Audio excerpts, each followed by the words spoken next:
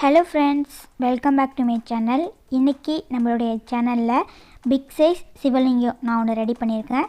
So இது ரொம்பவே அழகாக வந்திருக்கு.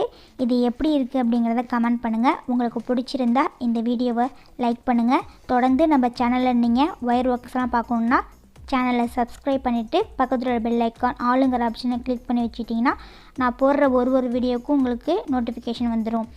இப்போது இந்த வீடியோவில் பார்த்தீங்கன்னா சிவலிங்கம் நான் ஒன்று ரெடி பண்ணியிருக்கேன். இதோட மெஷர்மெண்ட் மட்டும்தான் நம்ம இந்த வீடியோவில் பார்க்க போகிறோம்.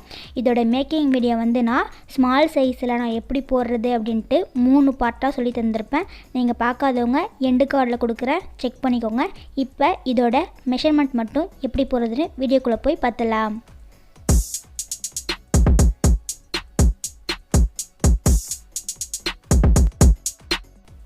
இப்போது இந்த சிவலிங்கத்துக்கான மெஷர்மெண்ட் பார்த்திங்கன்னா 4 அடியில் 14 ஒயர் கட் பண்ணிக்கோங்க.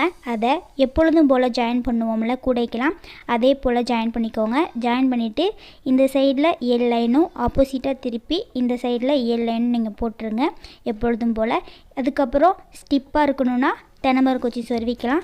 மேலே பார்த்தீங்கன்னா 3 லைன் ஒயிட் கலரை வச்சு போட்டிருக்கேன். அதுக்கு மேலே கோதுமை நாட்டு வச்சு போட்டிருக்கேன் 4 லைன்.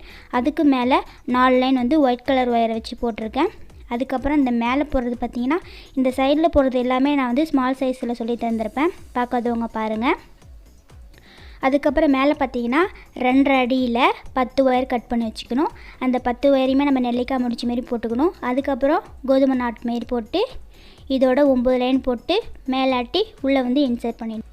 அதுக்கப்புறமா 3 ஒயிட் கலர் ஒயரை இப்படி போடுறப்பே நம்ம கோதுமை நாட்டு போடுறப்பே நம்ம போட்டுட்டு வந்துடணும். அப்போ கொஞ்சம் உங்களுக்கு ஈஸியாக இருக்கும். ஸ்மால் சைஸில் எப்படின்னு பார்த்தீங்கன்னா அது போடுறப்ப நான் போட்டு முடிச்சதுக்கப்புறம் தான் போட்டேன்.